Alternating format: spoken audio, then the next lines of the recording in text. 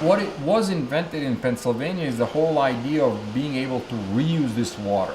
And that has a significant implication on natural gas industry anywhere else in the world. You know, anybody who's going to be doing hydraulic fracturing is going to look at us and say, well, these guys in Pennsylvania are recycling the water, therefore it's doable, and they're making economics with it, even with the low gas prices.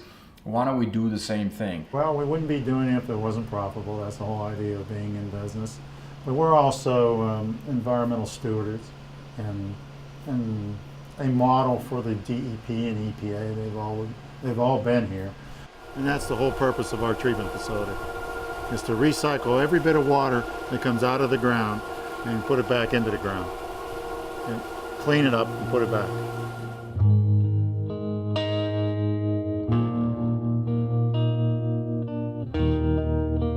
This model has been almost the standard in the industry, we'll say. And was this created by you? This was my idea, yes, concept, whatever, to get a total recycle package together. My name is Andrew Kosinski. I am President and CEO of Reserved Environmental Services. I've got about 30 years of wastewater experience, mostly in the industrial phases. Been in the frack water business since its conception. Helped Range do its first hole, its first drilling well, and provided water treatment for them at that time. That was back in 2006, I believe, or 2007.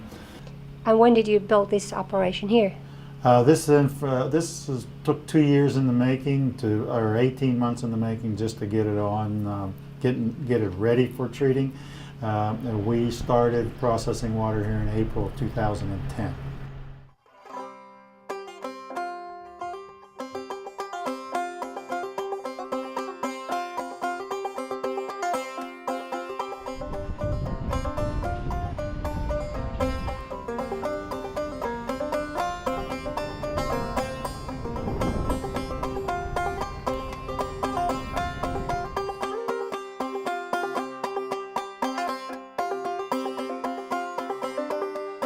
We have 15 to 20 producers under contract that use this facility.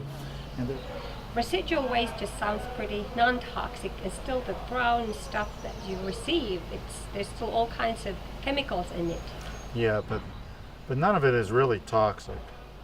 You know, to be honest with you, nothing really is toxic in it. There's nothing. I mean, it would kill fish, don't get me wrong, but the metals wouldn't kill the fish. The salt would kill the fish first, because they can't tolerate the salt. Basically what happens is the first step is a truck comes in, and what we do is we take down its information, what company it's hauling for, the number, the license plate. At this station, this is the clear point, or the testing point, to qualify a truck to unload. Once they passed all these tests, then we send them down to unload. And what gets tested here? pH, total dissolved solids, suspended solids, and flammability.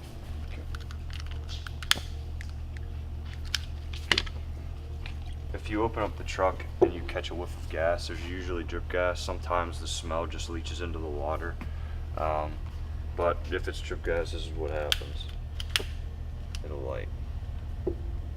How often do you find this?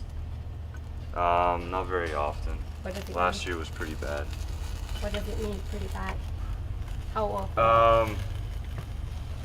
Maybe one a day.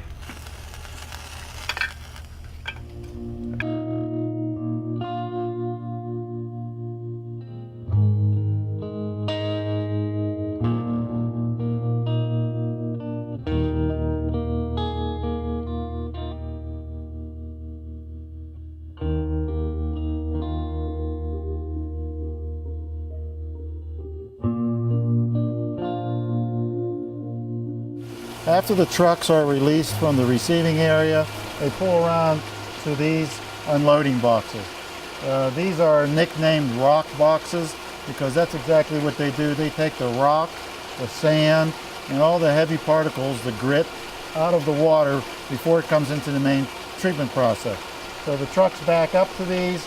They are technically called rectangular clarifiers. They are in series, and then there's pumps in the final tanks in the back. And this green pipe behind me pumps the water up into the flash mix tank. This flash mix tank starts the beginning of the treatment. And that is, here we add sodium hydroxide for pH adjustment, sodium sulfate for barium removal, chlorine for bacteria kill. And they're all mixed here in this flash mix tank, and then divided equally into these two tanks.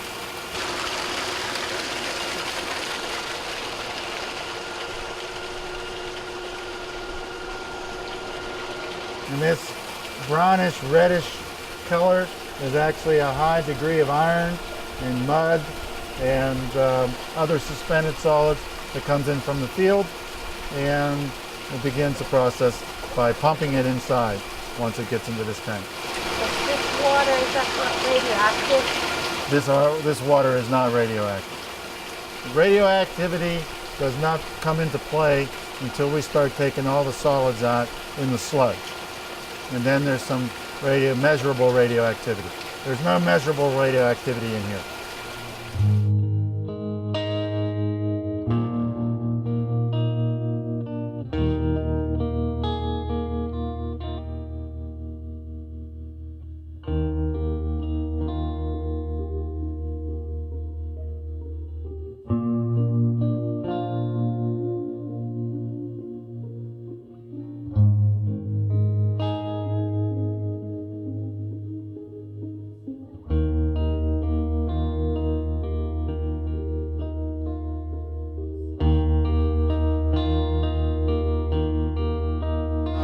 The water that we just saw out at the equalization tank is lifted with these pumps down here. They're variable speed drive pumps. This plant is one of the largest ones in Pennsylvania, and we treat water at 500 to 600 gallons a minute. And the water is pumped from the equalization tanks through this green pipe to these flash mix tanks that are over there. There's 3 in a row, and what they do is they have various chemicals that are added, and they precipitate the metals out. We take iron out, we take barium out, we take strontium out, and then the final tank is the polymer.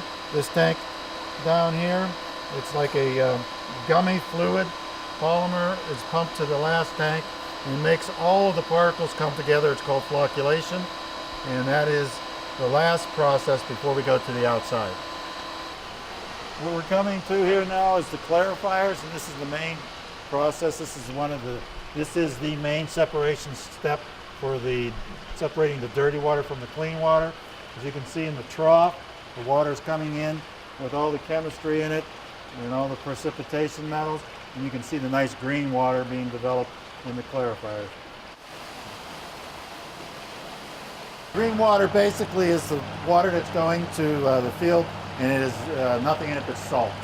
It's 100,000 milligrams per liter of dissolved solids in it. Principally sodium chloride and calcium chloride.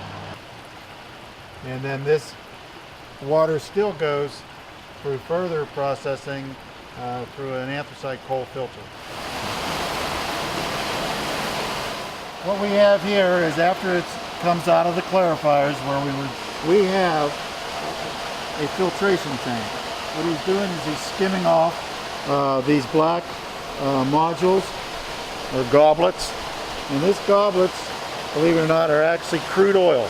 Now you don't see it until this point because it only comes in maybe 1 or 2 milligrams per liter.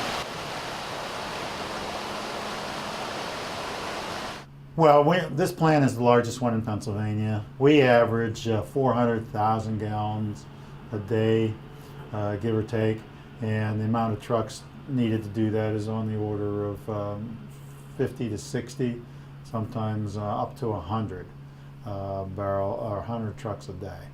And we have both incoming trucks for the disposal, and then we have trucks coming in for disposal and recycle. And then we have trucks coming in. We also sell fresh water, so they'll take makeup water also.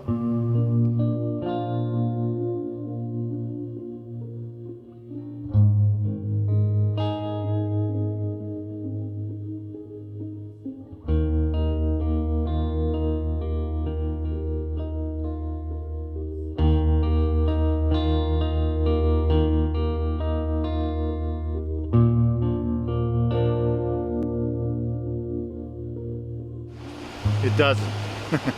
The on-site treatment, as it's called, is actually a competitor to this central waste treatment facility. That's what this is called, a central waste treatment facility.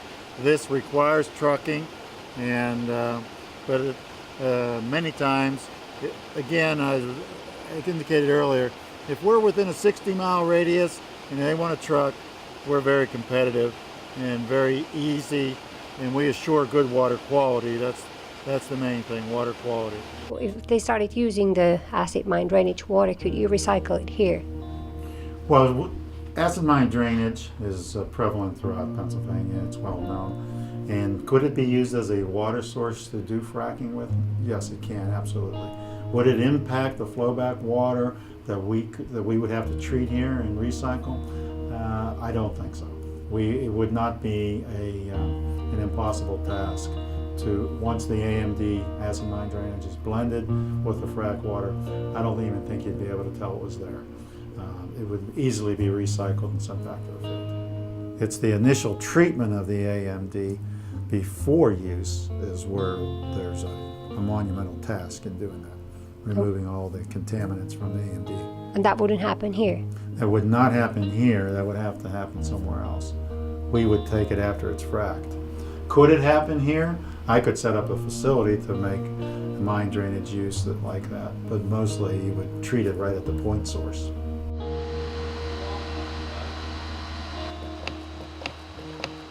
These are the pressure filters that do the final polishing of the water. It's pumped from that tank through these coal filters, and then pumped through this blue line, and you see it going here, and then out into our recycle bin, recycle tank. What are your biggest concerns and hopes regarding shale gas drilling?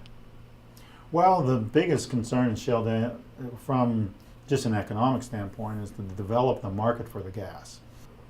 My ideal as an American would be to have the gas replace the oil and free us from foreign oil. The only concern is that you need to have good surface management of the waters. In other words, when the water comes out of the ground from 8,000 feet down, it needs to be handled properly at the surface, because at the surface is where the contamination develops, not when you're fracking.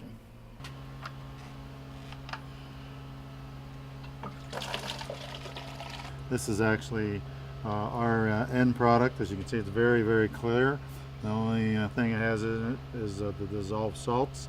The producers do want it this clear because any suspended solids that go down the well impedes the fracking process.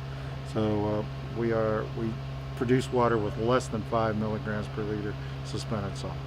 You wouldn't drink it? No, you can't drink it because it just makes you throw up. Because if you ever wanted to empty anything out of your stomach, you take salt water. It's an old wives' tale treatment of treating kids with a bad stomach or any other person with a bad stomach. So if you want to throw up, drink it because it's very, very salty, 10 to 12% salt.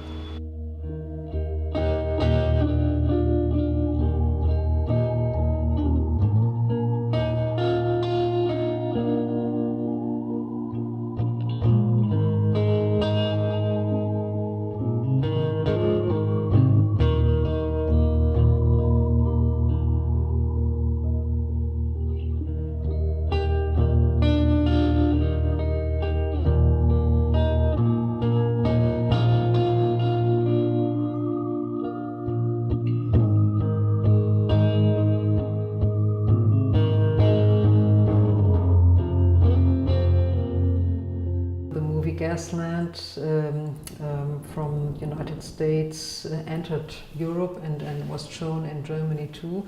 And so the people at the local level started to develop more fears, and they asked new questions which were much broader than the questions before. And in this situation, Exxon said we need a process where those questions can be worked on, can be clarified by scientists, and the process has to be accompanied by the public players. So this was the beginning of the whole thing.